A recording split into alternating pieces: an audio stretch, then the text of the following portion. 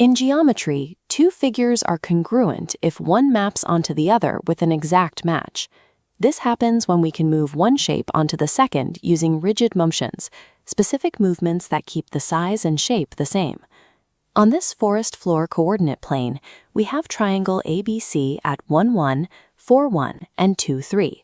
Over here is our target, triangle A', B', C'. Proving congruence means finding the sequence of moves that takes the first triangle to the second, keeping its form unchanged. We trace the path from point A to A', 4 units right, 2 units up. Points B and C follow the exact same path. This translation is a rigid motion, so side lengths and interior angles stay the same. Since a single rigid motion maps the first triangle onto the second, their congruence is proven. Sometimes mapping takes multiple moves. Here, a polygon represents a heron's wing. First, we reflect the wing across the y-axis. Next, we translate the reflected wing 3 units right. After both moves, the size and shape remain unchanged.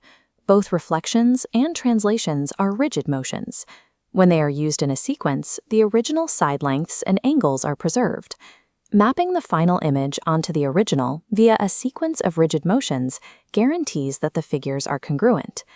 Let's test these rules on a turtle shell grid, starting with a rectangle with a side 4 units long. Stretching that side to 6 units changes the figure. Congruent figures require matching side lengths, and comparing these rectangles shows they no longer match. A stretch is a non-rigid motion because it does not preserve the length of the sides. Because the size of the figure was altered, the stretched image is not congruent to the original rectangle. To maintain congruence, you must use rigid motions, like translations and reflections. Any change in size or shape breaks that link. Look for the rigid motions that map the shapes in the world around you.